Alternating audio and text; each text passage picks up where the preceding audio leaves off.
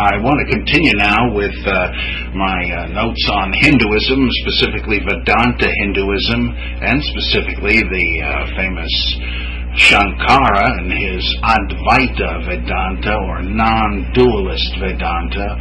In broader categories, you use a Western term, monism, that all is one, and that one is Brahman, the ultimate divine absolute. One thing I want to point out, I've mentioned a couple of times in passing how most Hindus are probably divided as to whether they consider God generically to be named Shiva or Vishnu. These two deities have become the great contenders for being the one God, though most Hindus would probably believe that, the absolute is greater than any one individual personified deity. But even then, you'll find that the name of the unconditioned Brahman is Vishnu or Shiva. I want to talk a little bit about the role of God in non-dualist Vedanta Hinduism, and it's fascinating to me and very significant that though Shankara attracts posthumous debaters, people who weren't lucky enough to be around when he was in the 800s CE, who nonetheless enter the ring with him posthumously. They wish they could have debated him, no doubt, but they are debating with his works, which is all they can do, like Ramanuja and Madhva. They're disputing his understanding of things. It's interesting that Ramanuja and Madhva are both Vaishnavas. They both identify the ultimate Godhead with Vishnu, whereas Shankara was a Shaiva, that is, he identified the Godhead with Shiva. But that is not the point over which they dispute.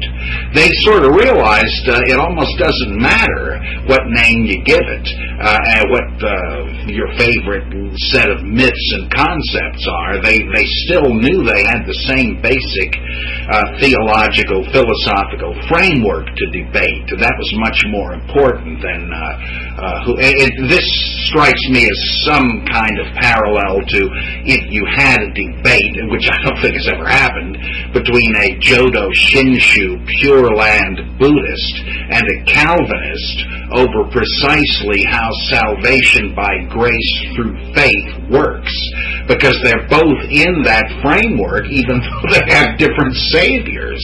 They've got the same basic theological model, and it's as if you had a debate between a saved by grace through faith Buddhist and the same kind of Christian. In fact, I would love to read such a debate or dialogue. If there is one, you know about it, please let me know.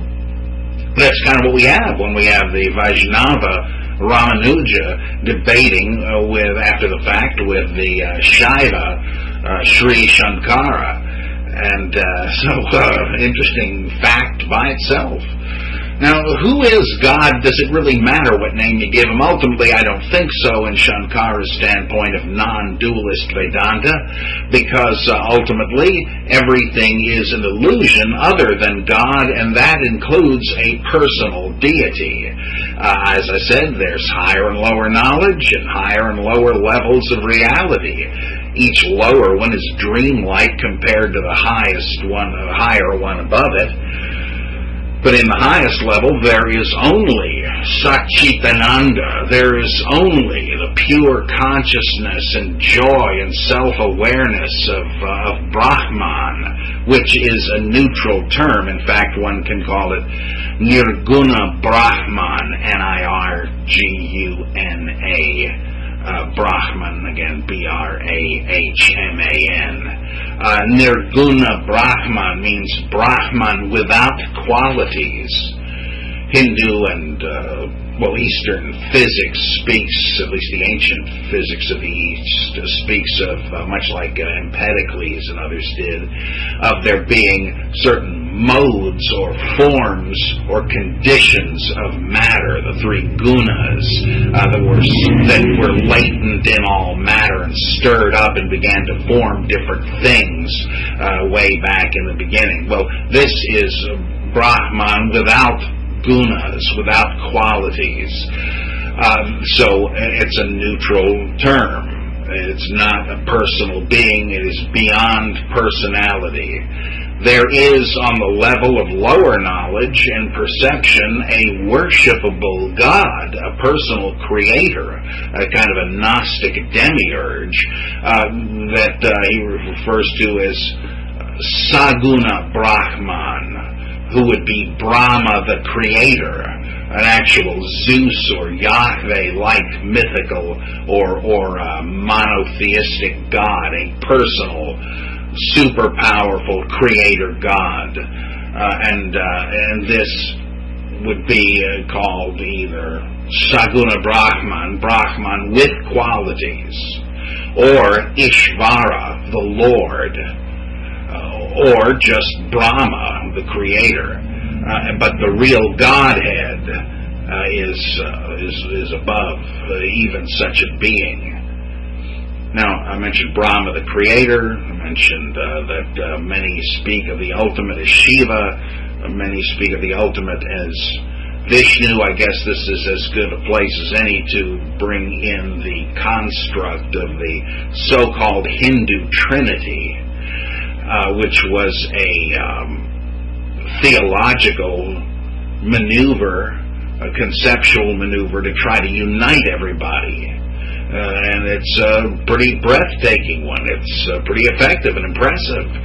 Ultimately, there is the Godhead, call it Brahman, beyond all personality, beyond all individual existence, beyond all particularity, beyond subject-object distinction. But this Brahman cannot be perceived by perceivers, because on its level there aren't any. All is one. And this is kind of like Neoplatonism as well. So as soon as we're on a level of subject and object where there can be those who perceive and worship God, there is a similarly personal deity, the creator, for them to worship. And why not then make it three, if you are admitting and even trying to highlight the fact that the god Shiva, the god Vishnu, the god Brahma, the creator, are not to be simply identified with the ultimate, but are manifestations of it on our level. Well then, why not three?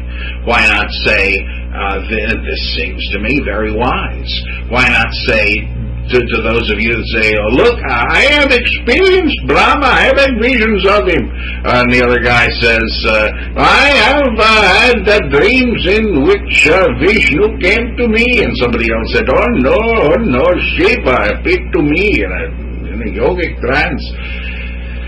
Sure, why not? Just as Niebuhr said, just because you're not capable of having an absolute vision of reality doesn't mean there isn't an absolute. You may have a piecemeal, partial, fragmentary vision of it, but that doesn't mean you're hallucinating.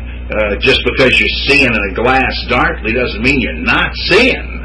One day you hope to see face to face, and as 1 Corinthians 13 said, it'll be like seeing in a mirror. In other words, your own face. And that, as 1 Corinthians 15 says, is the moment in which God will be all in all. One of those passages that Christian theologians kind of wish wasn't in there, but there it is. So the Hindu Trinity is a way of giving all these gods their place in an overarching structure. And this reminds one, at least I hope you've heard of this, of the famous parable of the blind men and the elephant. As far as we know, it began in Buddhism, but really it fits any of these Eastern religions, and I should say any religion at all. This is to me the most profound of parables. I say that as a New Testament scholar and a big fan of the gospel parables, but this one is my favorite. They're 6 men, congenitally blind. They must live in some sort of common house or colony, and they're getting old, and they decide, before we shuffle off, it's like in the movie The Bucket List, there's something I'd like to do. What about the rest of you fellas? Let's go check out the almighty elephant. Yeah, they've heard about elephants their whole lives. There's supposed to be some big doings. Well, they can't see it, but they can touch it. So they talk to somebody who says, sure. Brings them all to the local stables where the Maharaja has the elephant there, and they say, okay, there you go. Be careful. And so the 6 old geezers carefully walk to the elephant right in the middle, and each of them tentatively reaches out a scrawny old hand to touch the mysterious elephant. And the first one does touch it, and he says, oh, what do you know? The elephant is like a great big wall, because he's touching the elephant's side, and sure enough, big wall. But the next guy says, you must be hallucinating, my friend, because the elephant is clearly like a spear. Well, this guy's touching the tusk. The third guy grabs hold of the trunk, and he says, I don't know what you two are smoking, but the elephant is surely like a snake. The next guy grabs the knee of the elephant, touches the leg, and says, oh, no, the elephant is like a great tree trunk in a forest. The next one grabs hold of the ear and says, no, you're all quite mistaken. The elephant is like a leaf. And finally the last one grabs the tail and says, oh, no, you're all trying to kid me, but it's plain to see the elephant is like a vine. Well, a rope, I think he says. Yeah, it's like a rope. Well, they argued all the way home, and it never occurred to them that maybe the elephant is a much bigger reality than any one experience of touching it could tell them. They're all right. Right? It was an elephant they were touching, and their analogies were even pretty good. But they didn't seem to realize that they didn't have to deny what the other had experienced in order to affirm what they had experienced.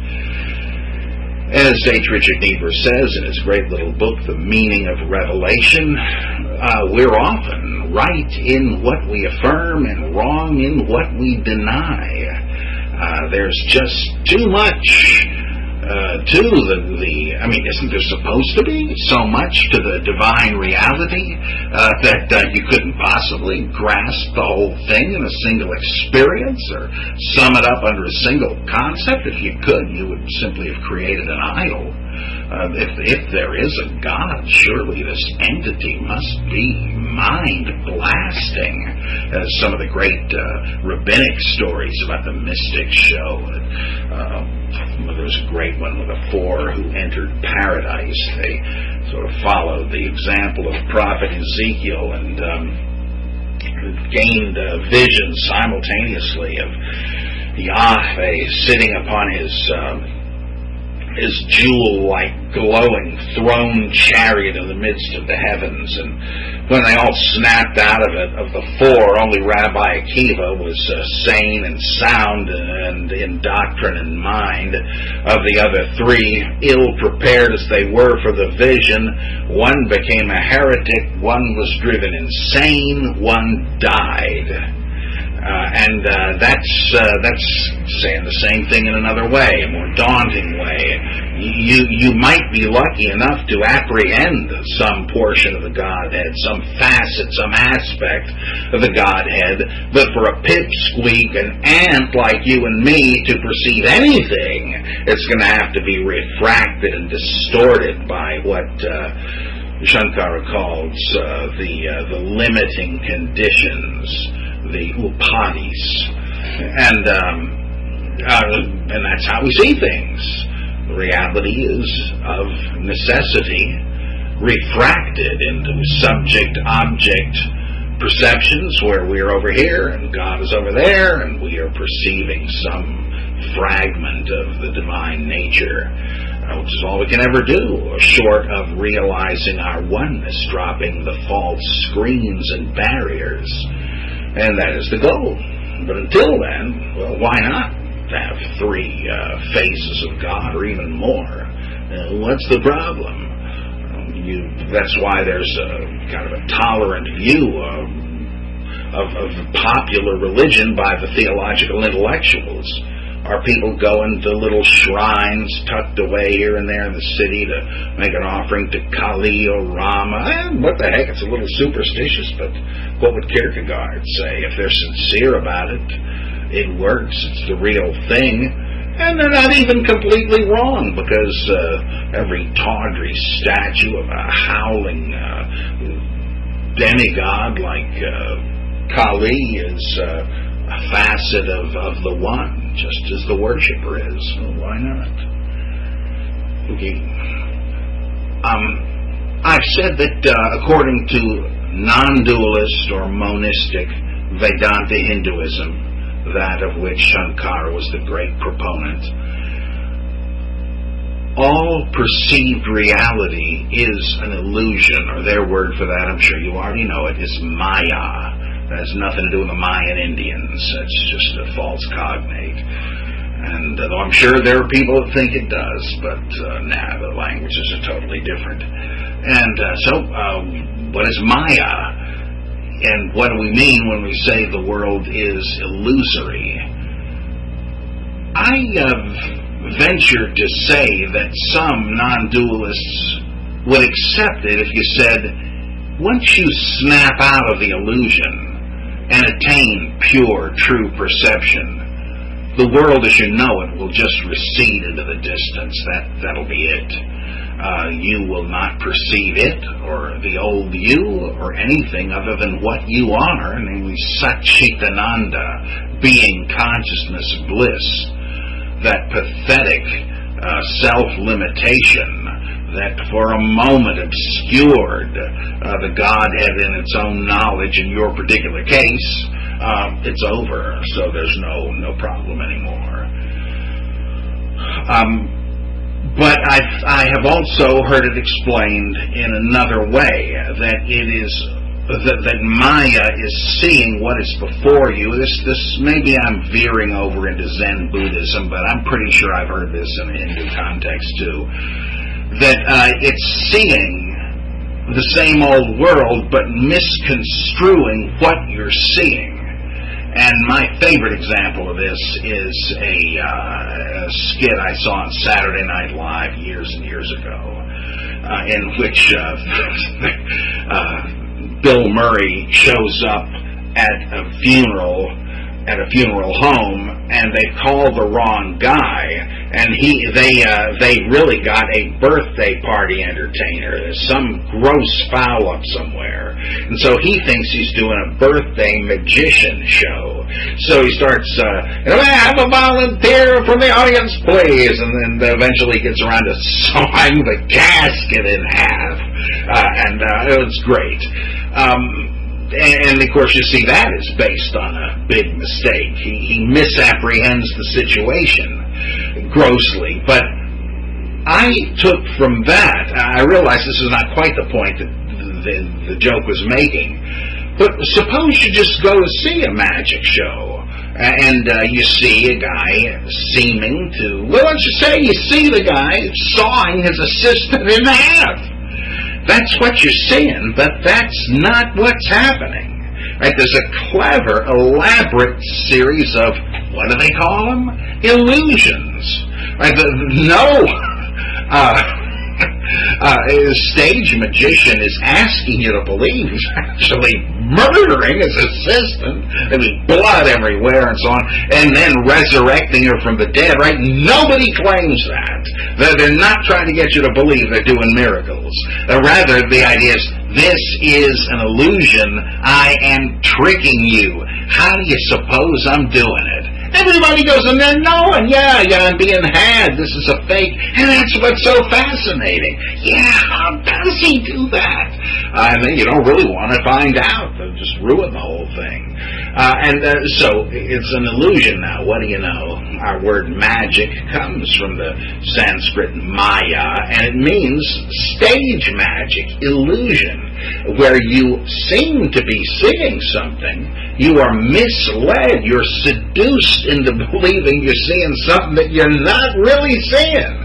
You don't understand, or at least you're not perceiving the meaning of what's really happening here, the trickery involved. I mean, you sort of intimate there must be some, but you don't know what it is, and so you say, now, how can this be? He can't be sawing her in half. And yet that's what I am seeing somehow. I'm being led and made to see this, though it is not happening. Somebody told me about a illusion some real stage magician did the other day. I'm sure you've seen this. He tells this guy to write his name across a dollar bill. Then he burns the dollar bill. Then he brings out a whole bunch of fruits and says to the person, pick out any one of these fruits. And the guy grabs a banana at random. And so he says, give it to me. And then the magician starts peeling the banana. And inside the banana, rolled up, is the very dollar bill with the man's signature. Now, what happened? I mean, you would swear you saw him burning the signed bill and finding it reconstituted in this banana. Yet you cannot have seen that, or at least that cannot be the truth of what happened. So what you saw was Maya. You were radically misled about what your perceptions meant.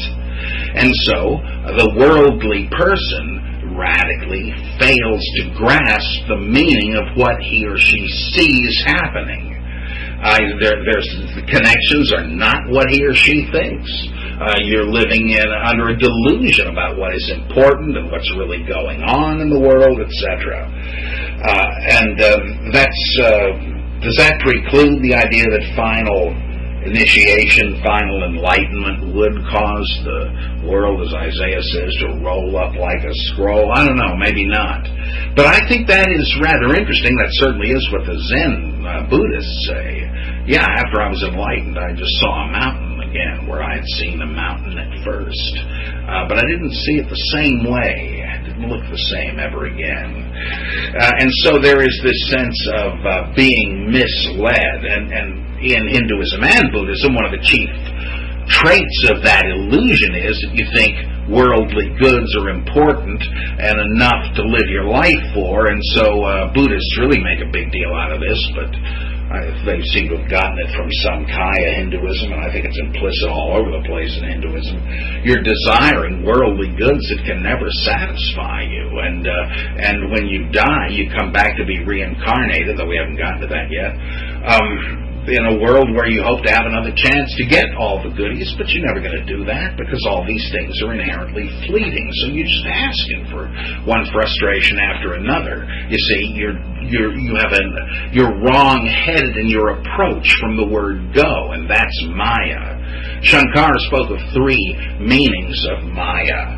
He says, well, theologically, it is the power of the demiurge, this lower manifestation of God that, as part of this illusion, creates this perceived world.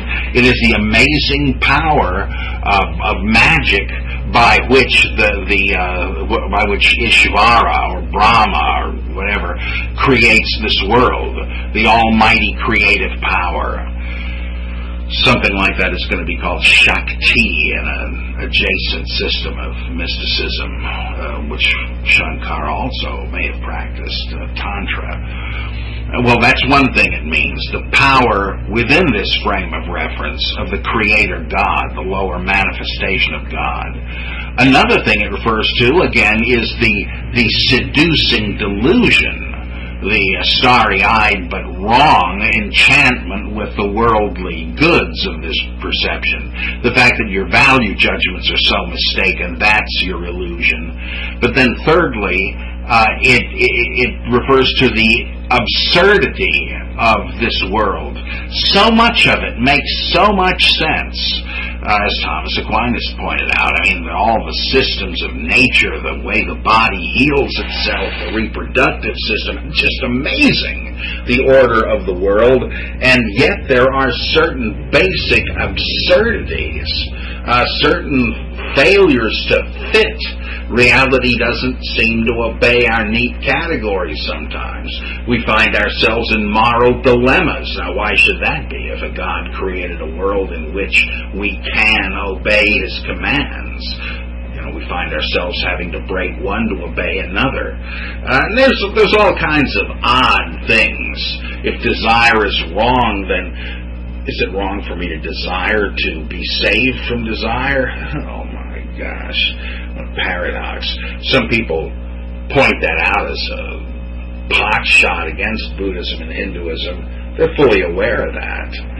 Their point is, reality doesn't quite work. If you know any pre-Socratic philosophy, you might think of Zeno's paradoxes, where he's trying to show the world you perceive is not the world as it really is. And if you want proof, just look at certain easy-to-ignore odd things about the world.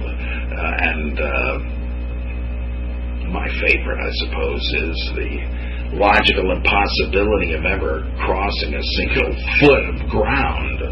You might think, well, look, I know one can traverse a single foot and loads more. What do you mean it's impossible? Well, Zeno said, keep in mind what you're doing as your foot sails through the air there. Put it on slow motion for a second and calibrate the ground that you're covering. Let's say you got a foot. Let's just stick with that. And you've got to cover the first half, and then the first 6 inches, and then you'll have half of it left to go.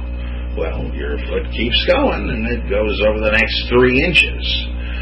Then you've got half of the last 3 inches to cover as you keep going, and you cover an inch and a half. Well, you got an inch and a half to go. Then you keep going, and you divide that in half. You have crossed the midpoint again, halfway, and so on down the line. But hold on a minute. You could divide that space into an infinite number of midpoints. Remember, a mathematical point has no dimension.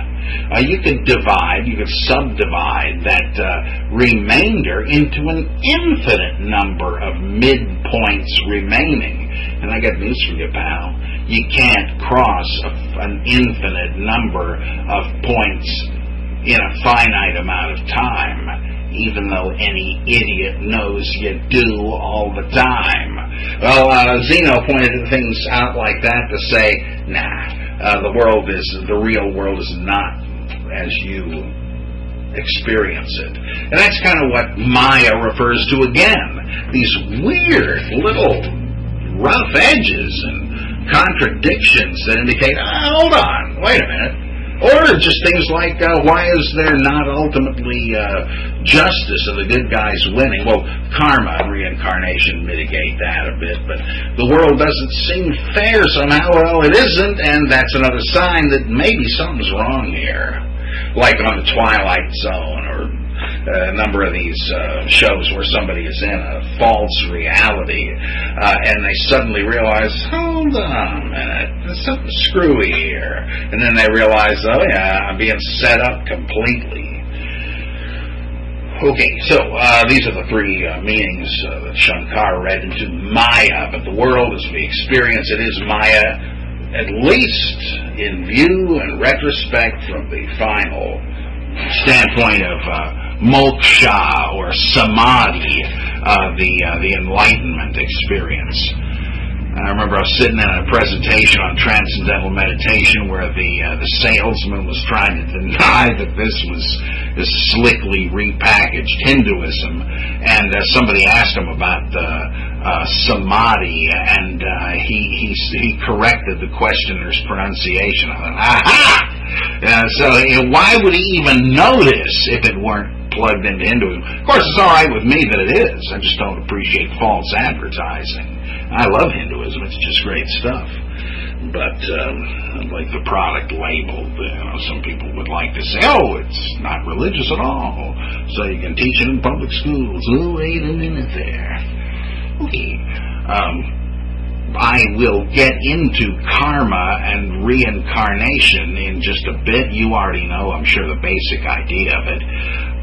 For the moment, let me just say that that Shankara believed in those things too, and even believed, as most Easterners do, that the whole universe undergoes reincarnation, and so do the gods. An individual god's lifespan equals that of the cosmos. The cosmos is created by Brahma, and then Shiva does the cosmic dance of existence, and when he's finally done, the cycle is complete. He sits the next one out, while Vishnu in his avatar of Kalki comes and brings destruction to this cosmic round, and all souls sleep for who knows how long, until the whole thing grinds into motion again with a new creation and new souls inhabiting the offices and the thrones of the old gods. The old gods, having been reincarnated as whatever their behavior as gods merits, perhaps an ant. I love a story, I believe in the Upanishads, it might be in one of the Puranyas, I forget. Don't think my easy juggling of these titles implies some close familiarity with all these Hindu texts. Far from it. I cannot remember what comes from where in many, many cases. I am no specialist on this, just an interested outsider and a dilettante. But in one of these books there is this cosmic whiz kid, a kind of a demigod who is traveling the universe on a tour, and he goes to the heavenly palace of Indra, and there isn't much they can tell him that he doesn't know already, and he starts laughing at one point. Indra says, "What's so funny, whippersnapper?" And he points to a line of ants marching across the polished floor, and Indra says, "What's so funny about that? I'll bring in an exterminator. What's the deal?" And the kid says, "Well, what's funny is I happen to know that each and every one of these ants in a previous existence was the god Indra, and he's been reduced to this because of his overweening pride." So you can go all over the board there. I want to return to that in just a moment with reincarnation. I do, however, want to look briefly at the responses, the rejoinders to Shankara by later Vedanta thinkers on this point of multiple levels of reality. I mean, there are many things over which they differ, but I just want to grapple with this idea that all is one, and so on. Let me draw a distinction first that is not drawn in the Upanishads between two related but distinct worldviews. I characterize Shankara's as non-dualism or monism. All is one, and that one is Brahman without qualities, and that means all the diversity that you perceive is illusion. It's not real, and the way I like to put that is everything is a mask of God. Joseph Campbell did this great series of books, Masks of God. Well, yeah, I like that phrase. All that you see is a mask for God. It is hiding God, and there are many of them. But there is another Upanishadic view that is known as pantheism. I mentioned this last time. Spinoza was a Western example of this, where you say that God is the only reality there is, true, but God is the divine nature of all things that exist, personal or impersonal. But they do exist. They're not illusions. So they are so many faces of God.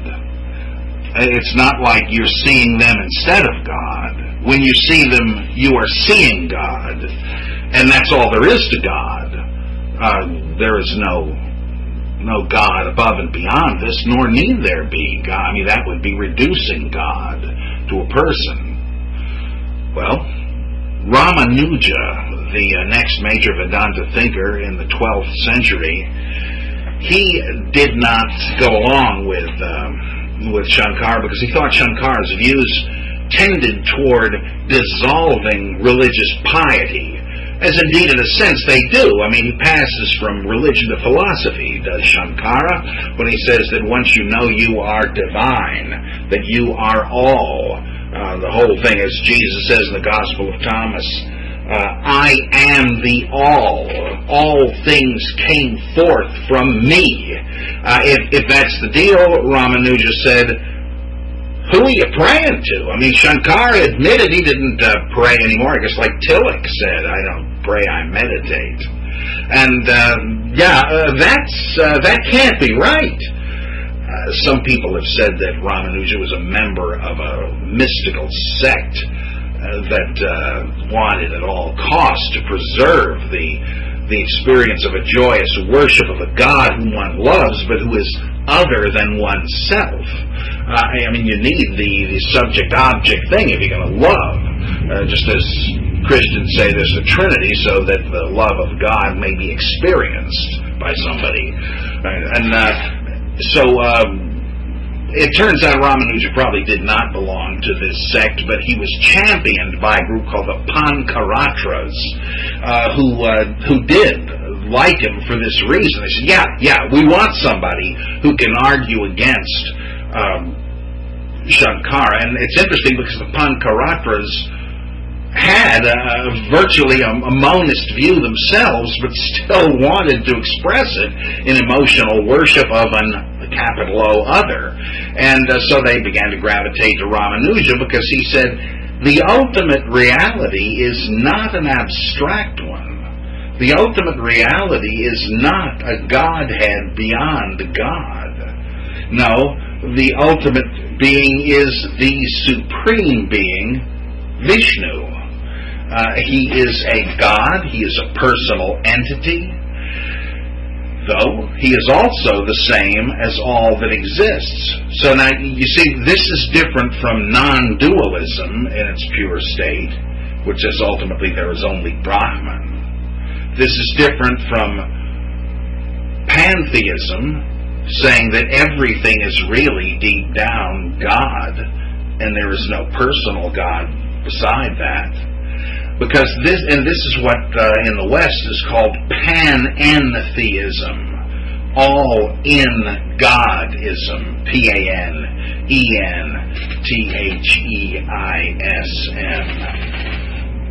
Theism, that'd be like what all the Western religions believe. There's God here, and there's the world that He created there. Right? If there's more than one, all right, it's polytheism. If there's just one, it's monotheism, but it's theism. That's the ultimate. But in these Eastern faiths, most of them know. Even for Ramanuja, R-A-M-A-N-U-J-A, for him, there is a divine substance that underlies all things, as in pantheism. But one of the manifestations of this divine essence is as a personal God. Why not?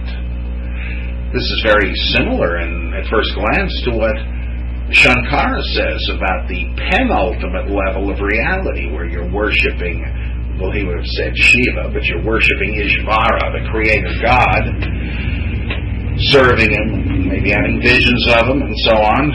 But that's lower knowledge, right? You're going to graduate from that to the real enlightenment of realizing you were one and the same with Brahman. Ramanuja says, no, that is not penultimate knowledge, that is ultimate knowledge.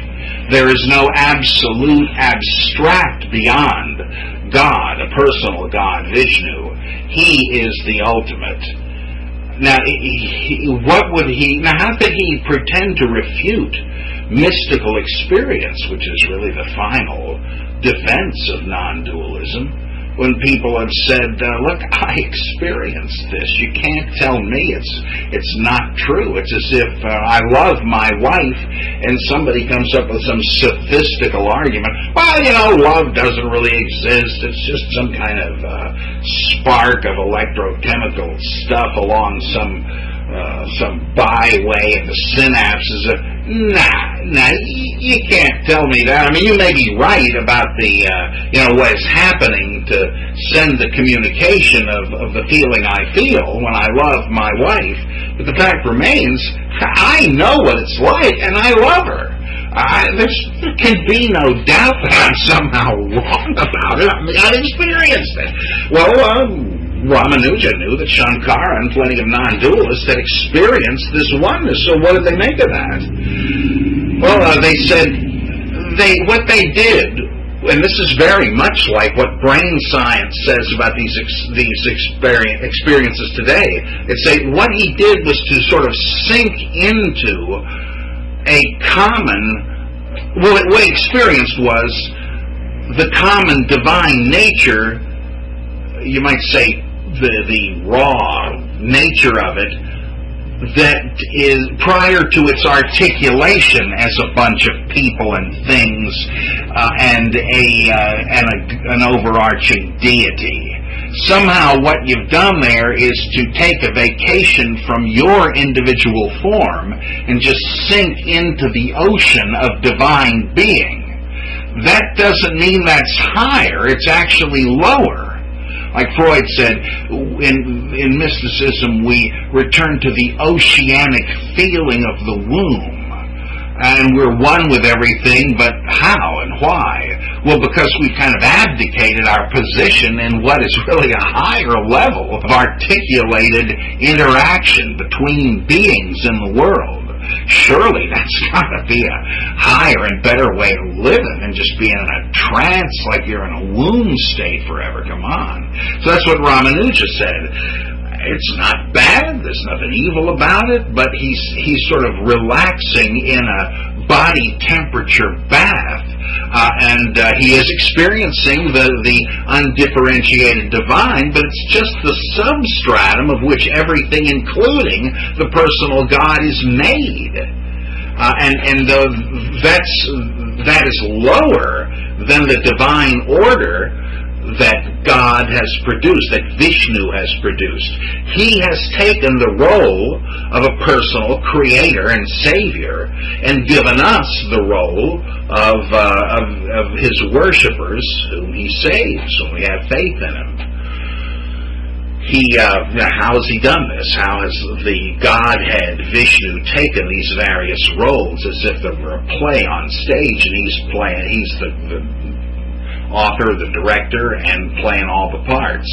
Well, he likes the image of God or Vishnu having projected the world, including a personal God, from himself, and then diving back into it up to the fingernails, as they say. I like that. Right up to the extremities. So the world is in God, and God is in the world. There is a mutual interpenetration. Philip, have I been with you so long, and still you do not know me? Whoever has seen me has seen the Father. Or don't you believe that I am in the Father, and the Father is in me? Well, the same way, you must speak of distinctions, but there is an interpenetration that means that, well, ultimately it is non-dual, but it's qualified non-dualism. That's not the end of the story. The non-dualism is the beginning of the story. What became of it? Well, it poured itself out into various molds of its own creation. And this is the way it's intended to be. This is the finished project. There is the God, Vishnu, in his heavenly city of paradise. And there are us, his worshipers, who bask in his presence, saved by his grace, etc. They believe in that too.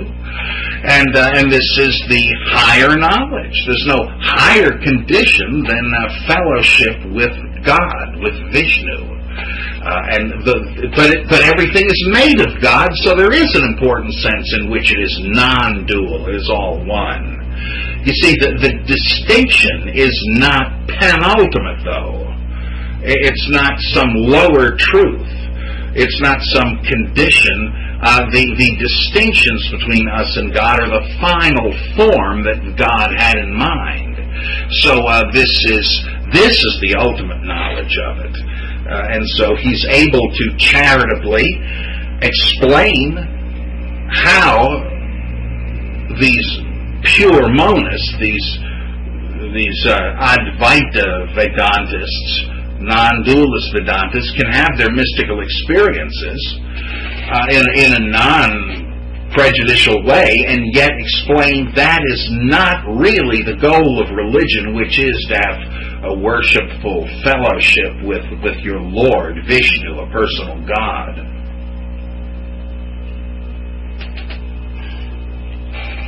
All right, so that is the major difference I want to point out there. Ramanuja, his view is called Visistadvaita Vedanta. In other words, qualified non-dualism, or one could translate, what is the other alternative? Dualism with distinction. I'm sorry, non-dualism with distinction. It's still oneness, but there is a distinction in the mode of being. This is a tricky problem that comes up in Christianity also, I think, with Trinitarian theology. Because it would be easy to embrace something like the Hindu Trinity, which works best with absolute non-dualism, to say that ultimately there is simply the Godhead, but on a penultimate, lower level, one perceives it as if there are three divine beings, Father, Son, and Holy Spirit. But if that's what you mean by Trinity, that would be very much like the Hindu Trinity, but it would be monism. And most Christians don't want to say that. They debated that a long time, and they said, nah, geez, that kind of implies somehow that the Godhead, which is above the Father, Son, and Spirit, is kind of a super fourth person of the Trinity. Nah. No, somehow the threeness and the oneness are on the same level. And I'm seeing Ramanuja as more in that camp. For him, the distinction is just as important as the common nature. And so very often you see the same sort of thinking, the same sort of patterns occur in the theology of different religions altogether. Well, there are other alternatives here, but I just want to touch on one that goes all the way in the opposite direction from Shankara's non-dualism, and that would be Madhva, Madhva. And he's like I believe he was in the 13th. No, I believe he was like 100 years or so after Ramanuja.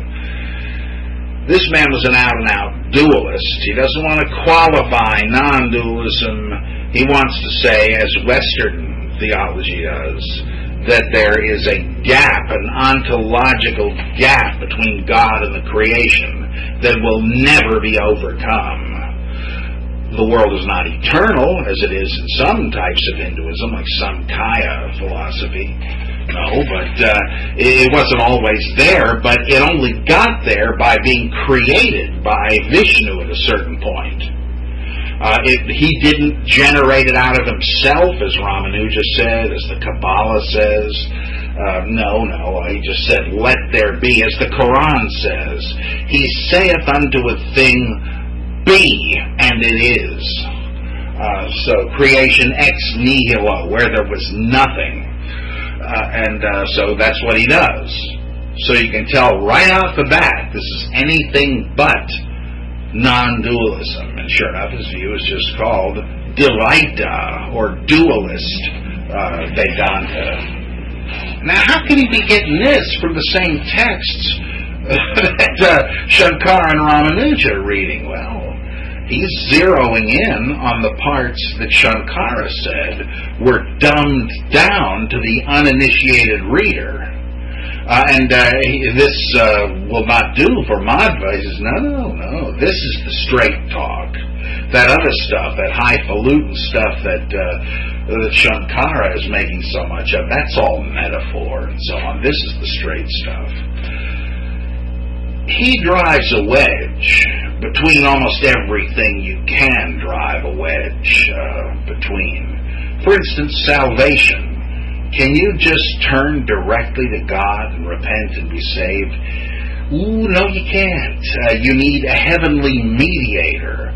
This is where Vayu, the wind god, the son of Vishnu, comes in. He somehow takes the role of both the Holy Spirit in imagery and the Son of God, the Christ, and becomes the mediator of salvation. So you are so far from Vishnu, you must have a divine Savior, the Son of God, and the Holy Spirit to bring you back. Now, salvation gets trickier than that because he did not believe. Well, let me put it this way, positively. He's the only Hindu we know of who believed in Western-style predestination. He believed that some are predestined to go to heaven, the paradise of Vishnu. Some are predestined to go to hell, to fry forever in unimaginable torment. And still a third group is predestined to be reincarnated forever. So he's got three different categories of the human race, and never the three shall meet. And they were never even eggs in the same basket, right? Because they were eternally predestined for these different fates.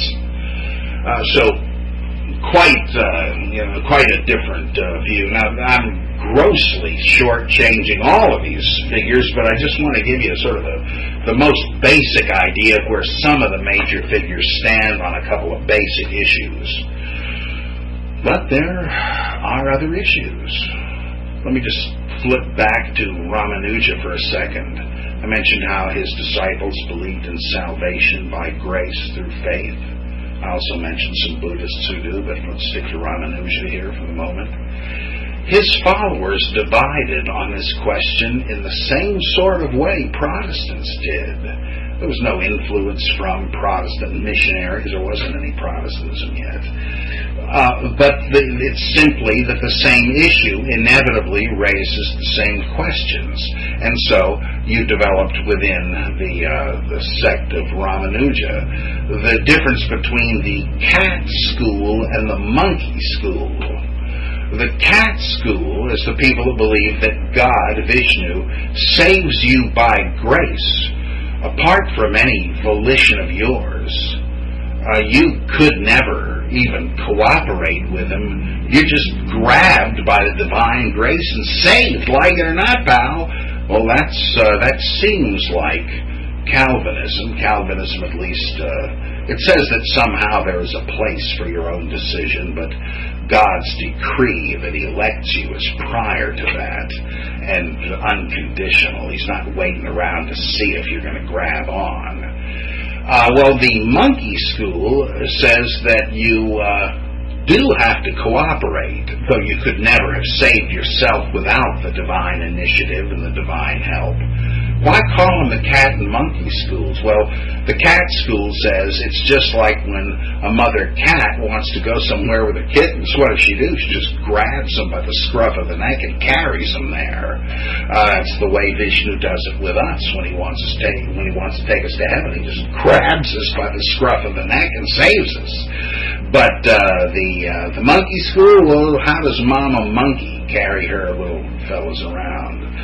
She grabs them, but they have to hold on, and they ride the train. If they drop off, nice knowing you. And the same thing here. This seems to me to be more of an Arminian view. You're not saved without the grace of God. You'd never be able to save yourself. That'd be Pelagianism in Christian terms. But you darn well have to hang on, as Billy Graham always says. It's a gift of God, but you have to reach out and take it. Hallelujah. Well, same thing here. Let that be a lesson to you. If somebody tells you that Christianity is unique in its teaching of salvation by grace through faith, even if it were unique, that would not mean it was the only true faith. But I love that religion too. I only mean to point out that claim is false. Not that that is part of Christian theology. It's just that you occasionally hear Christians bragging about Christianity, trying to overdo its uniqueness. Of course, all the religions are unique. They have many of the same components, but they're put together differently, and each certainly is different and distinct in many ways.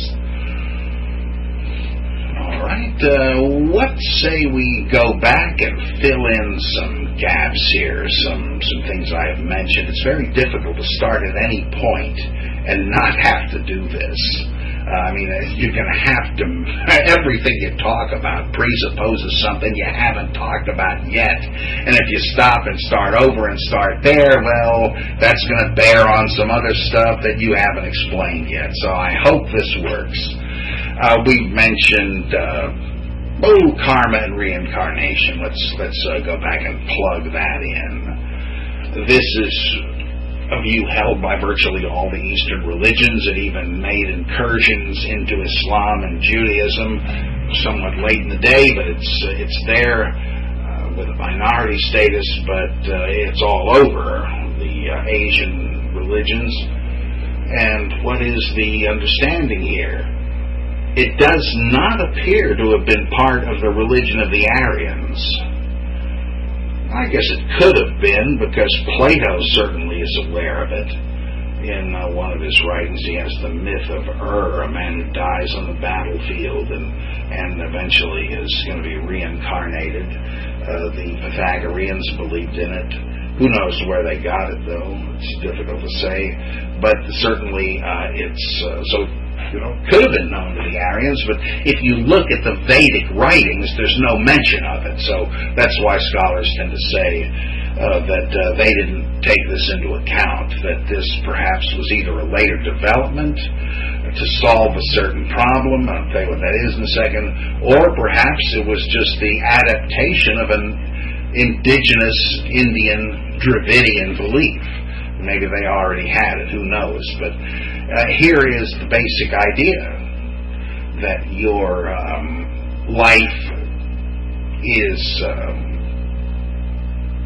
determined by the choices you make, and whatever you do has payback to it. This is karma first. Karma, which just means action or working, K-A-R-M-A.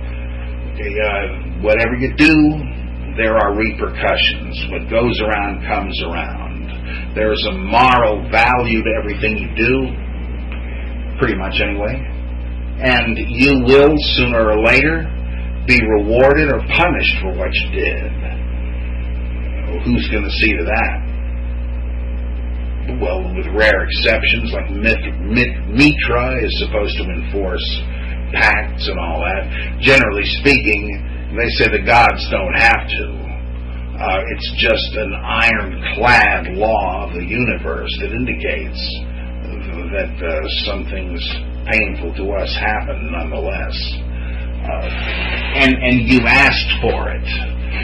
This sounds good to us, and all the time you hear Western people, not Hindus, not even reincarnation believers, talking about karma.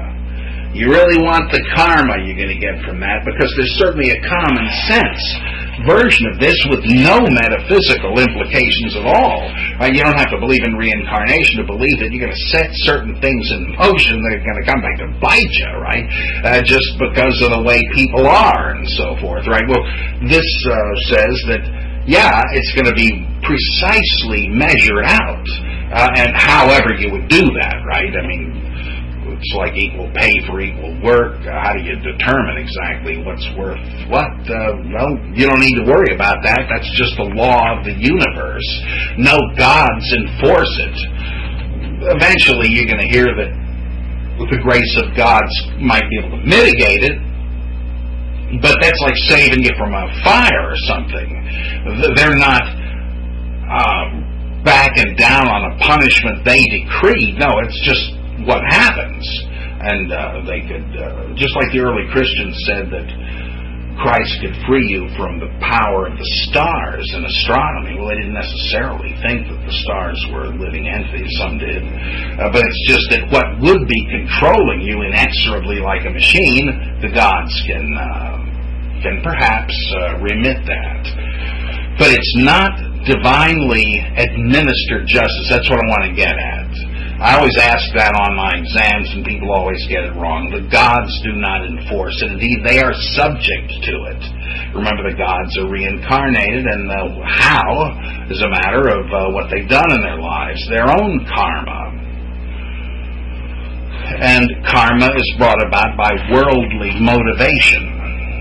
And even good things you do, you are going to be rewarded, and it's hard not to take enjoyment in the recognition one gets for good deeds, and so you're ultimately kind of patting yourself on the back, as Freud said. And so even good karma is ultimately something you'd rather not have. I mentioned yesterday, the yogi attains the state of mere witness. He no longer does what he does, even keeping the body alive, for the sake of worldly reasoning. Rather, it's just to do good for humanity or round up a few last good deeds. But you can see the problem with this, restricting it to a single life. Suppose somebody incurs so much bad karma, it just isn't enough life for them to suffer enough.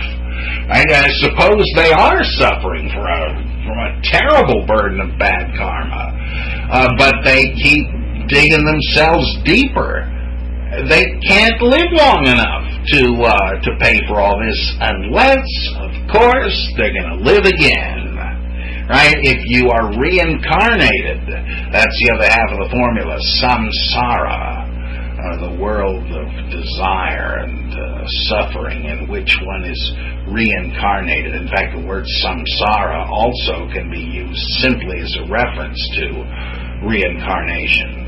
It's the process of it, the fact of it, or the place where it's going to happen. Take your pick. And I guess that's a case of metonymy.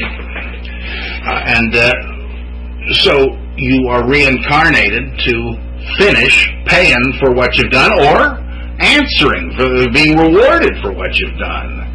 But life is not so pleasant that you would necessarily choose to undergo it again if you have a sober perspective on it. I mean, you might say, oh boy, I'd love to do this and that again, but then think of what Woody Allen says in Hannah and Her Sisters. He contemplates the idea of the eternal return, and he says, great, I'll have to sit through the ice-capades again. Do you want to do that? Or let's put it this way, we're not talking about eternal youth here.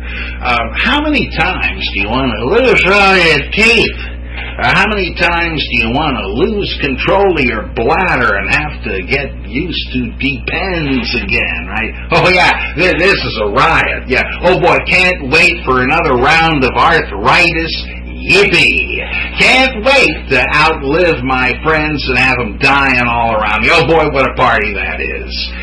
Do you really want to undergo this? Well, what's the alternative? Well, it's never going to be just being dead, I hate to tell you, right? It's never going to be just eternal rest. You can live this life, or a worse one, as a snail or something, as a microbe, as a dog getting kicked. You can have a worse one, or you can have a better one, and of course that would be preferable, but you'd only be delaying the inevitable. Ultimately, it would be great not to be reincarnated again, because the alternative would be enlightenment again, Satchitananda, being, consciousness, bliss. You would have, I don't want to say lost your individuality, you would have been cured of it. You'd have been healed of it. It's as if you are a cosmic multiple personality, and now you're finally coming together with peace and integrity when you are enlightened. So that's what you want, and that's better than godhood. Old Indra's whooping it up in his palace there, but he'll be lucky if he goes on to enlightenment, because the poor fool has lived for millions of years amid honor and power. He can't even take seriously that he has a problem. But it's going to come to an end. And then maybe there he is as Adam Ant next time. So you as a human being are in a favored position. You're high enough up the ladder to be able to understand the situation and to seek a way out. But you're low enough on the ladder to see the pressing need for a way out, and so there are various ways of trying to do this. Not just living a good life, right? That would only, granted, that would get you rewards, but you got to be around for the reward. It's like, let's say you're just sick to death of living wherever you are in your little town. But everybody loves you. They say, oh, we don't want to lose you. Why don't you stick around? We're going to have a party in your honor. Okay, but then I got to leave. Oh, no. We want to have a parade in your honor after that. Look, guys, I appreciate it, but I'd really rather go. Oh, no, I'm afraid you can't do that. We've arranged for you to marry the mayor's daughter and so on and so on. Oh, my God. It's like George Bailey. No matter what he does, he can't get the heck out of that town. Bedford Falls. And so on. So you want to be reincarnated no more. You want to get off the endless treadmill. You are not going to be able to grab a gold ring, so get the hell off it. That's what all systems of yoga are trying to do. Is there a way to short-circuit the reward and punishment problem? And yes, there is. One practices yoga, which sounds not accidentally like our word for yoke comes from the same thing. It just means you are taking on the yoke of discipline that this spiritual path offers. The rabbis used to say that if one converts to Judaism and becomes a proselyte and agrees to keep the law, one has taken on one's shoulders the yoke of the kingdom of God. Well, yoga is the same way. What is it? Well, there are various approaches to it, and I don't have time to go into all of them, and I've experienced none of them. But let me just give you a couple of, a couple of examples. There is what's called Raja Yoga, which is an 8-stage path that involves internalizing awareness, concentration. You imagine something, or you repeat a special word they give you, which it might be the name of a letter in the Sanskrit alphabet. It might be the name of a god. Who knows? It doesn't really matter. If you don't know what it is, that's even better, so you don't associate it with anything. You're just chanting it, meditating on it, getting into the isness of the thing, and this eventually divorces you from the distractions of the outside world, from the world of names and forms, where you focus within, and then start undergoing various altered states of consciousness and maturity and purity, and Raja Yoga, the royal way. There are 8 steps. I'm not going to get into them. Suffice it to say that they involve the gradual withdrawal from worldly responsibilities and worldly motives. Again, once one has been enlightened on this path, there'll still be plenty of good deeds to do, but you will be surely not doing them to be rewarded. You're just doing them out of the sake of moral duty, as the inertia runs out with your karma, as you find you are ready to attain the final consummation after this death, when you will not be reborn anymore. Let's see. Tantra Yoga is another type of discipline which is associated specifically with non-dualism, and even more specifically with Shaiva Hinduism, though it doesn't really matter all that much which set of names you put on it. This type of yoga, in fact, may even have come from Buddhism. And that just shows that, it originally didn't have anything to do with Hindu gods at all, if that's the case, but it was easily applicable.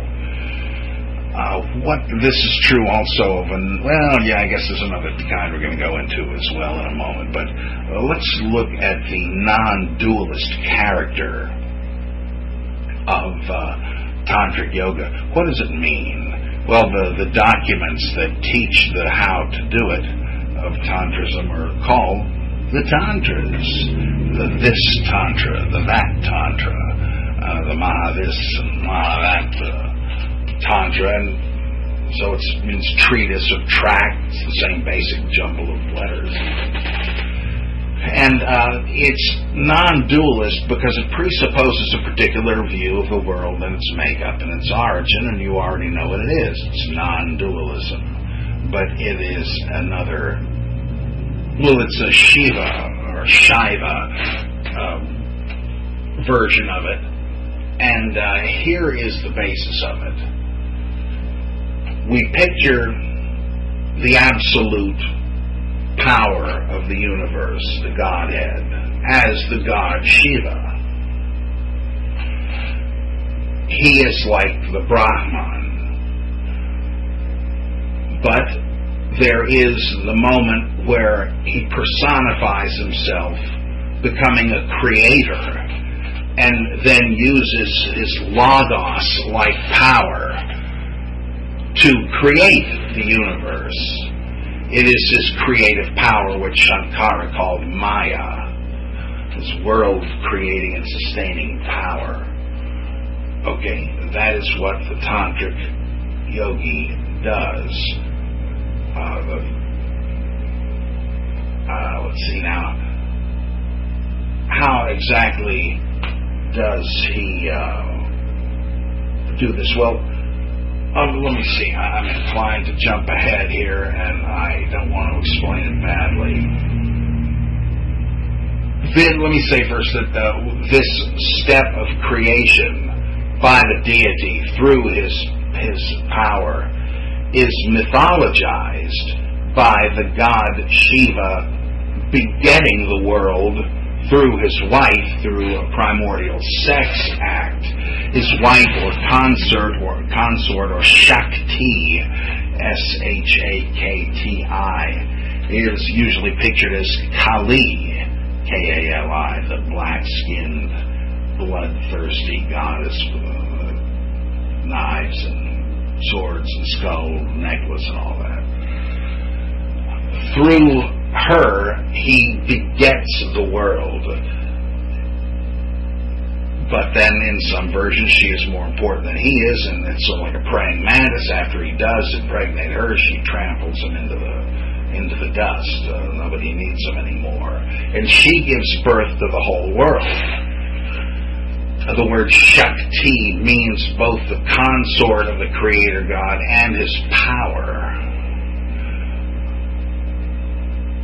So, this is very much like a father-son metaphor in the Gospel of John. The God creates the world through the Word, the Logos, but of course there's no sexual begetting there, so they don't put it that way. But if you want a system in which it is symbolized that way, then it's the father and the mother, the husband and wife.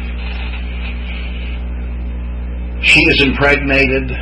The whole world of apparent diversity is born as a result. There's a whole wide world out there. What does the yogi seek to do? He or she wishes to retrace the steps of this begetting and birthing of the universe. The yogi wants to travel along the path by which everything was created, to go into reverse.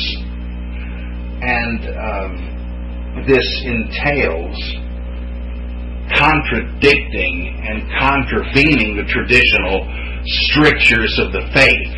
For instance, they speak of partaking of the 5 forbidden substances. You should eat meat. Well, typically Hindus and Buddhists didn't do that, but they had to do it in this case. You might say, meat is gross. It's like eating corpses. I don't want to do it, but you'd have to do it precisely for that reason. So there's meat. There's fish. Same thing. You're not supposed to eat that. Beans, which are a little too like meat, and wine, can't have any of that, and nor can you have sex with your wife. Or your husband. It has to be someone you're not married to. And now, what about the sex? Again, if all of this, as some outsiders seem to suspect, was simply just a cheap excuse for having sexual thrills, well, come on. There's easier ways of doing that.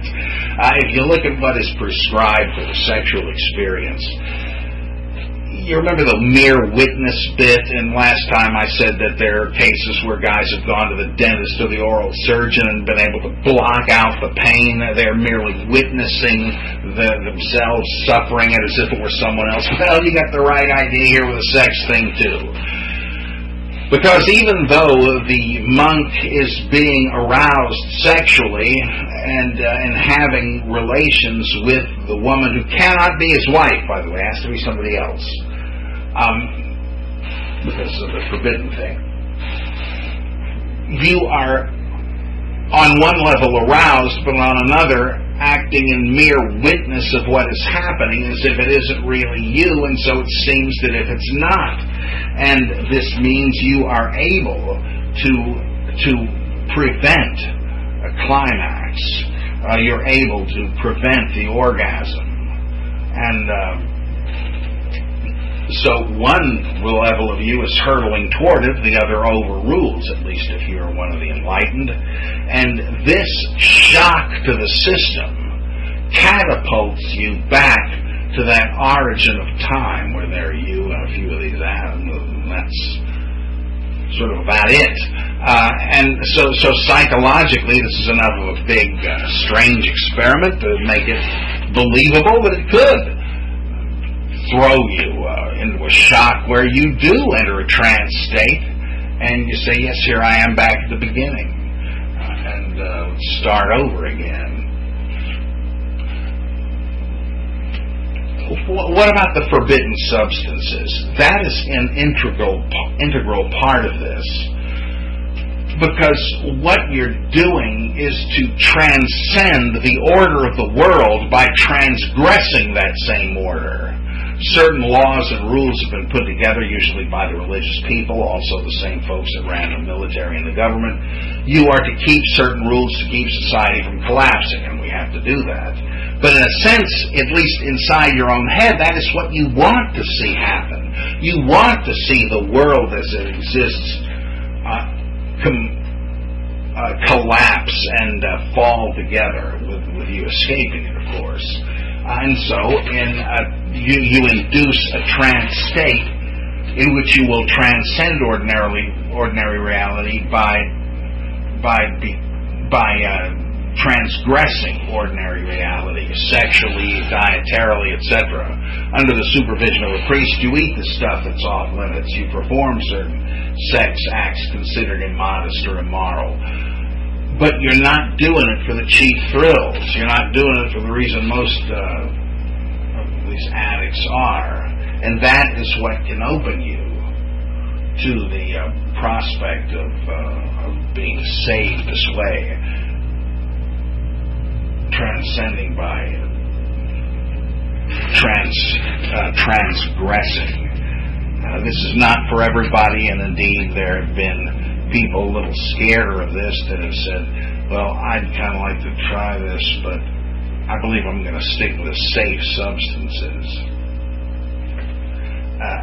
So you make one stand for the other. So you're drinking water, but you say it's wine. You're having beans, but I'm having something else, and you say it's beans, tofu maybe. You're having fruit, and you say that it's chicken or fish, and it's supposed to do the same thing. They're a little perilous. They're a little worried about the perilous nature of what they call the left-handed path with the actual forbidden substances and practices. In one of the tantras, there's this verse that says, by the same acts that caused some men to boil in hell for 100,000 eons, the yogi gains his eternal salvation. Now, there's a passage you can live with. It's because your motives are entirely different. They're not seeking worldly gratification or physical reward, etc.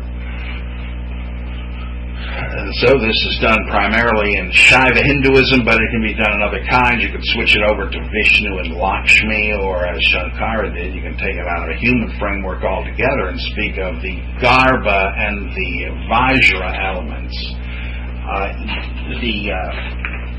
Vajra is the thunderbolt of Indra that in some cosmologies fertilized the womb-like Garbha of potential being and caused it all to sprout. Well, here it's mythologized, sexualized, personalized, so that it is actually the lightning strike of ejaculation from Shiva or Vishnu, whatever, that impregnates Kali or Lakshmi. In Buddhism, they just say it's the Vajra and the Garbha, the elements, without personifying them. But this is what happens, and what you're doing is collapsing the world of plurality, and at least inside your head, you're going back in time to before things became this way, and you're going to snap out of it. Of course, you can always go back into it. It is one way of gaining this trance state. There was a big division over Shankara's followers. Some say he did this, others, I think, can't believe that he did. He is a figure around which many legends and competing stories grow. But one reason I'm inclined to think that he didn't was he seems to have approached this as a Gnostic.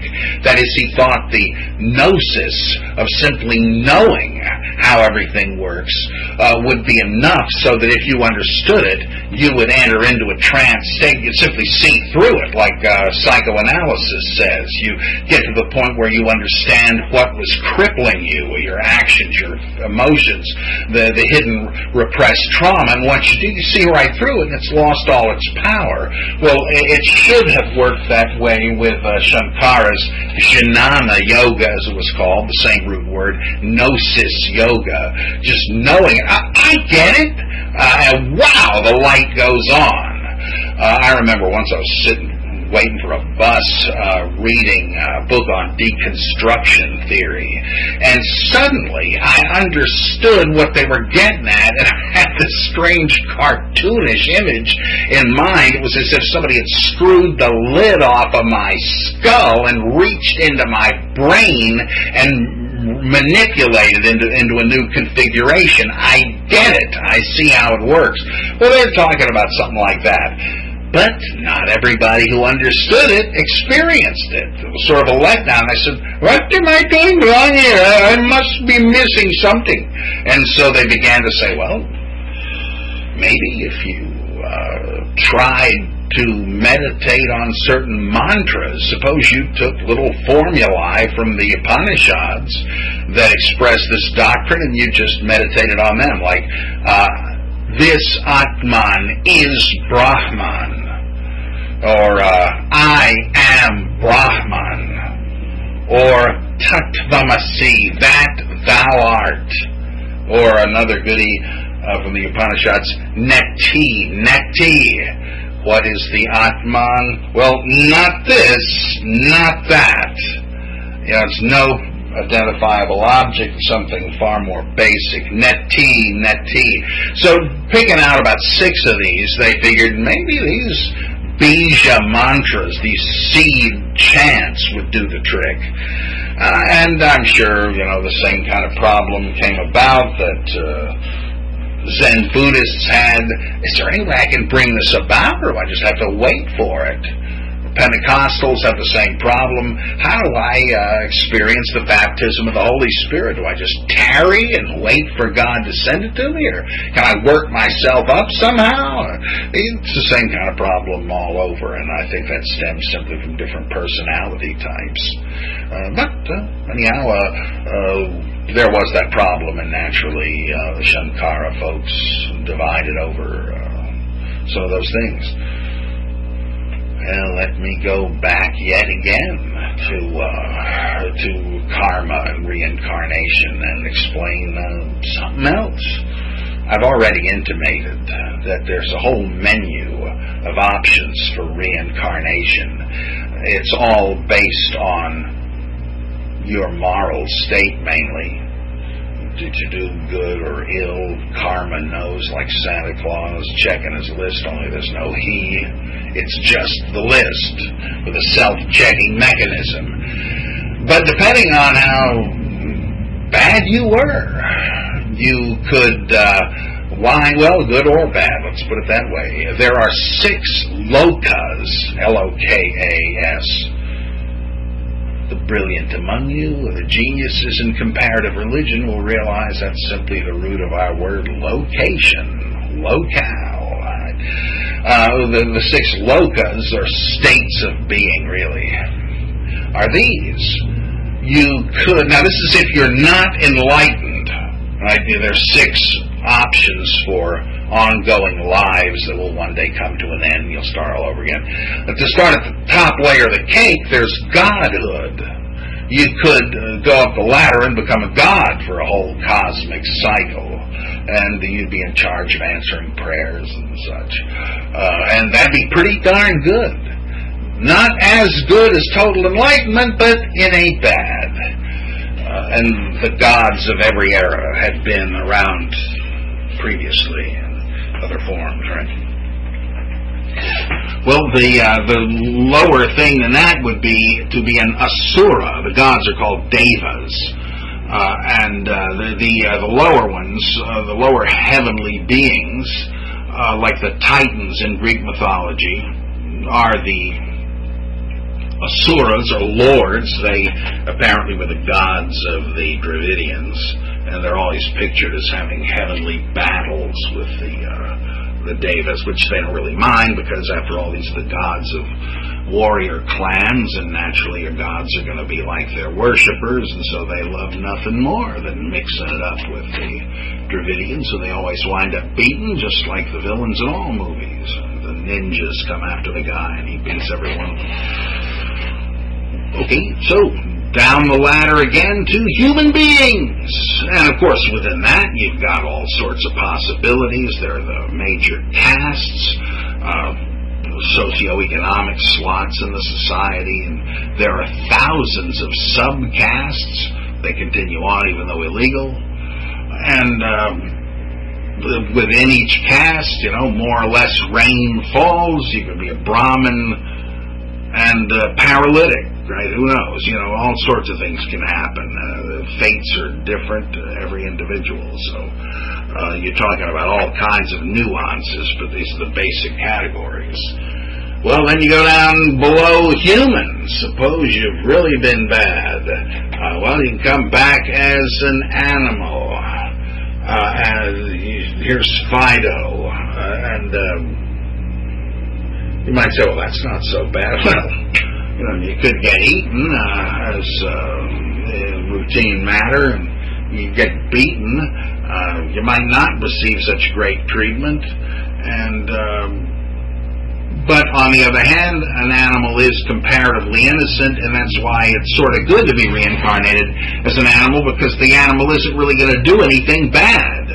So at least you don't have to worry about digging yourself in deeper, right? I mean, otherwise you're incarnated as a human. You could be paying for what you did beforehand, but acting real bad now and ensuring you're going to have to come back for an even worse time of it next time, right? Well, at least as an animal, you're not doing that. At least most animals aren't that naughty, right? I guess certain pit bulls are going to be in trouble, but mostly they're all right, and so it's a way of just kind of a weekend stop at the sweatshop or something for losing weight or something.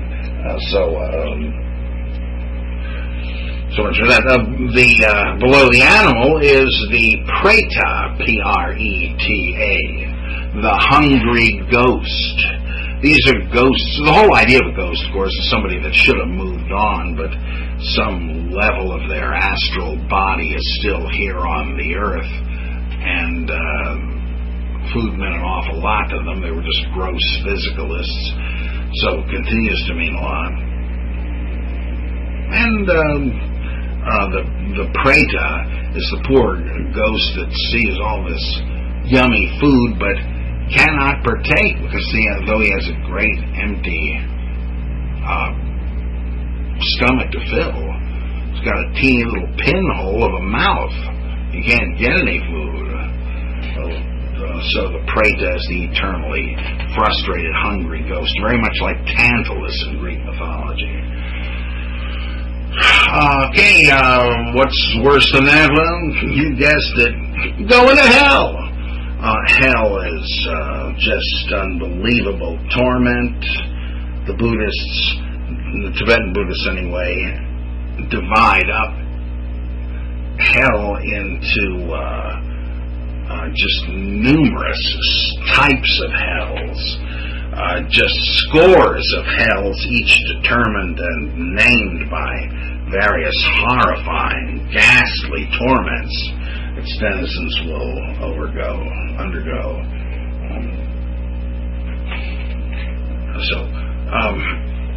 Could be any of these things. And in the Tibetan Book of the Dead, they speak of an intermediate period in which the disincarnate person is looking at these souls kind of like a window shopper. Where do I want to go? What do I want to wear? But you don't really have any choice in it. You already made your choice when you decided what actions you would do and what the fallout would be. So those are the options there for. And remember, in yoga, you want to get rid of that whole thing. You want to transcend the whole shebang. Reincarnation is very important as a so-called theodicy, that is a theory about getting God off the hook for the wickedness in the world. How, if there is a loving God who created this world and keeps it going, who supervises it, how can all these awful things happen? I mean, does he have to be so consistent on the free will business that he lets Hitler murder all these Jews?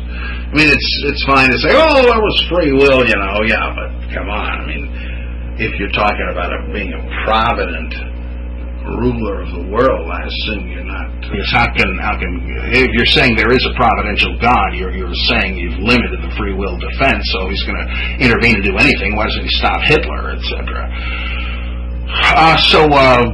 What does karma and reincarnation say about that? It says simply there is no undeserved suffering. Some baby born addicted to crack, well, that's his fault. Some baby born with AIDS, tough luck, you little bastard. As like Calvin said, infants are little serpents in the crib. This is kind of blood-chilling to hear, right? But they say, well, you see, you're taking the worm's eye view of the matter. You don't see the big picture. This infant in the maternity ward hasn't been around long enough to deserve that blindness or whatever it is, but he had at least one previous life, and he may have done a whole lot of stuff to deserve it there. In my opinion, this is brilliant and yet a little too smart. Let me read you a favorite anecdote of mine from one of the canonical wives of Guru Nanak, the founder of the Sikh religion. They have a lot of episodes where the Guru and his disciple Mardana are traveling around and different things happen. Here is a story of a disciple whom the Guru won while staying in a village during the rainy season. One day the new disciple's neighbor accompanied him to meet the Guru, but on the way stopped instead at a prostitute's house. Thereafter the two would go out together, one to the Guru and the other to his mistress, until one day they decided to test the merits of the radically different habits they were following.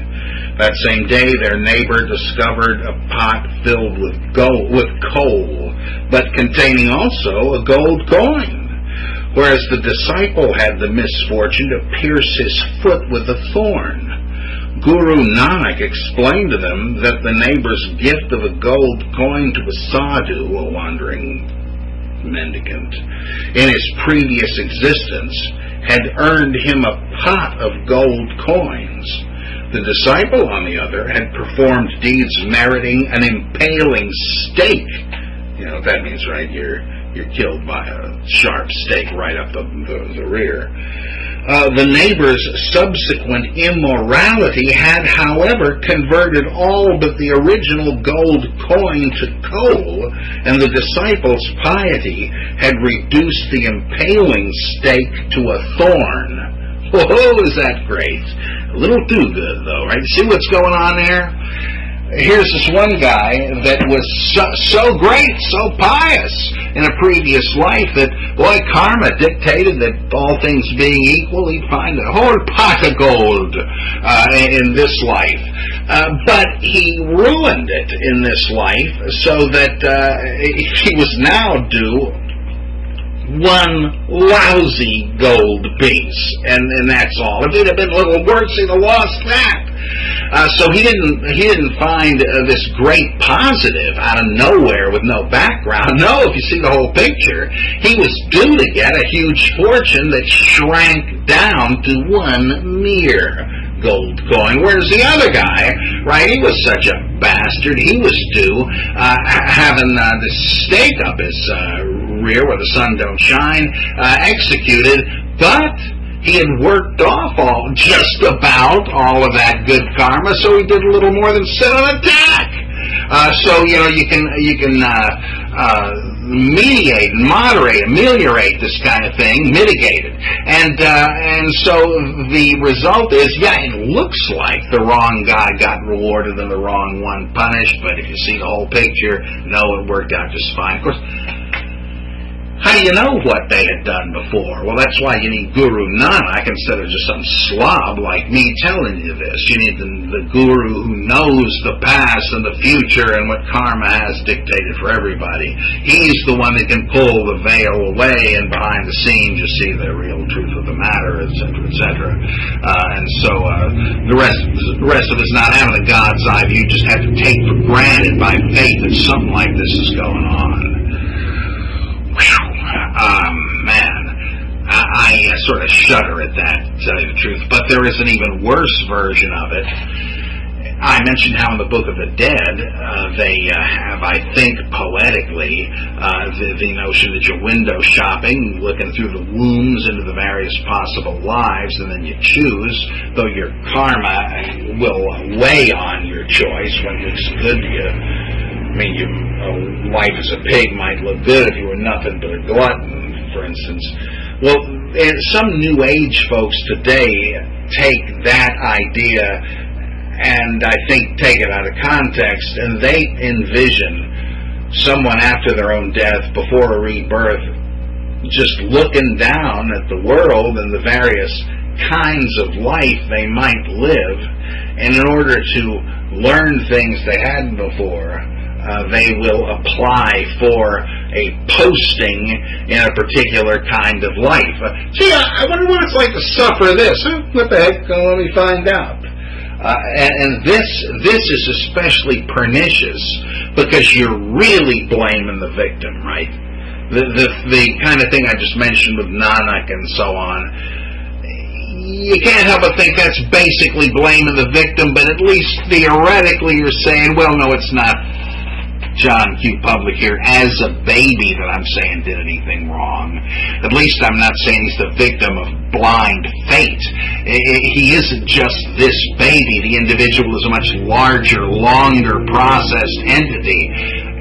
All right, I sort of get the point there. I guess it's because I don't buy it that I find it tending to blame the victim, but this New Age thing kind of scraped off the Tibetan Book of the Dead. This, I think, is really vicious because it actually is saying you, the individual, decided to take some sort of experimental vacation as a paraplegic.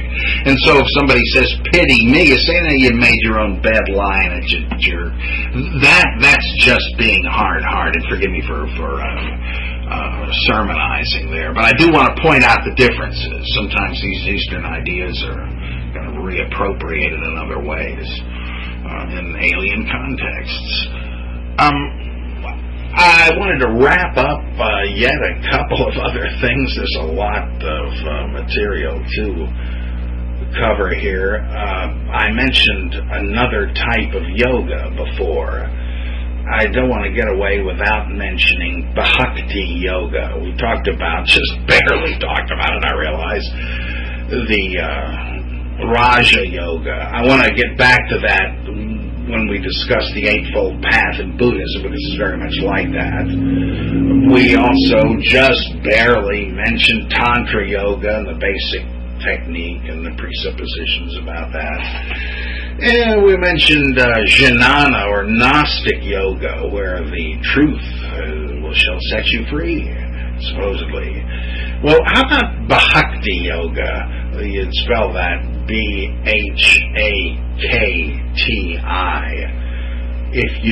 That is the yoga of devotion. If you are a devotee of a Savior God, you're a Bhakta. Bhakta.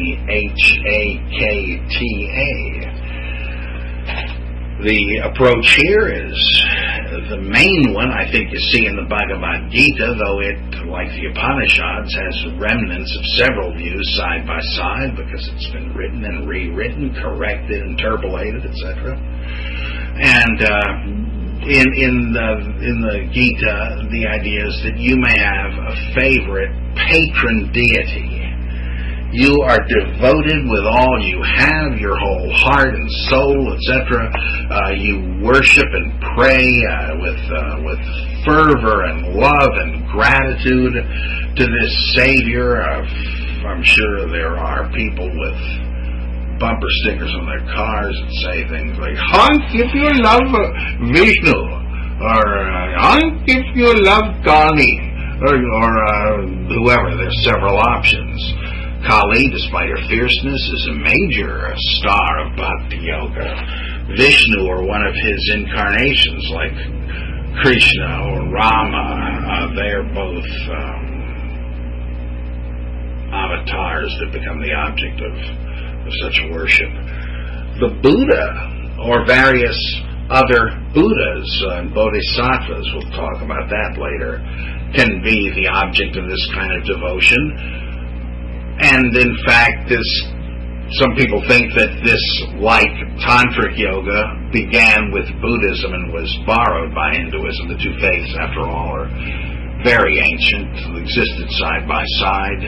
And if you're debating, if you're that close to be able to do that, you're probably also going to rub off on each other, and that's what's happened in quite a number of instances. We will see, for instance, that Shankara's non-dualism was forged in debate with a kind of Buddhist non-dualism. Still maintains important differences, but you can see where simply the debating opened up categories. Oh, one can say something like that, huh? Well, I don't know if I want to say exactly what they say, but now I see a new way of dealing with a problem. It's fascinating.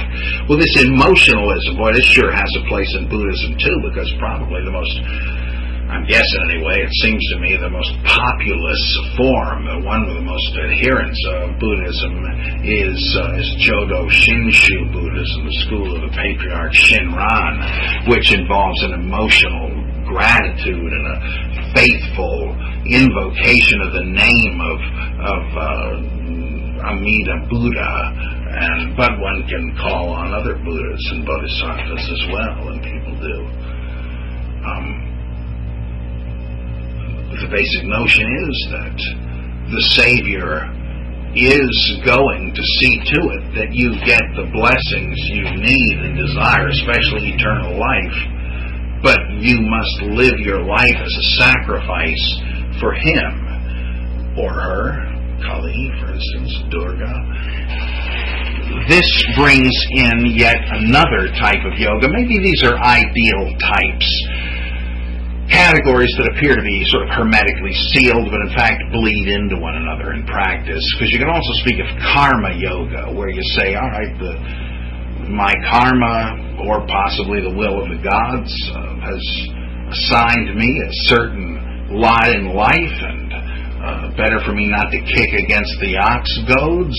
It's the best thing for me to do the best I can do, and thus be faithful to my divine commission. Well, that is a kind of working for salvation. And again, this motivation thing, why are you doing that? If you said, well, I'm not doing my job just for the sake of making money, as if I can just hold my nose and do it as long as I got a good paycheck. No, I embrace my duty as my duty, and that's why I'm doing it. In fact, more than anything else, by doing my plain old mundane job, I want to honor the gods who assigned it to me. It's karma yoga. You're really doing what anybody else would be doing for mundane reasons. You're doing it for the sake of your heavenly duty. Well, there's also the personalistic devotion aspect there, too. You could say that the particular Savior you worship has tailored your life, your calling, your opportunities. And so by doing them to the best of your ability, it says in the Epistle of the Romans, whatever you do, do all for the sake of Christ Jesus, or in this case, Rama, Vishnu, Shiva, etc. So that would be...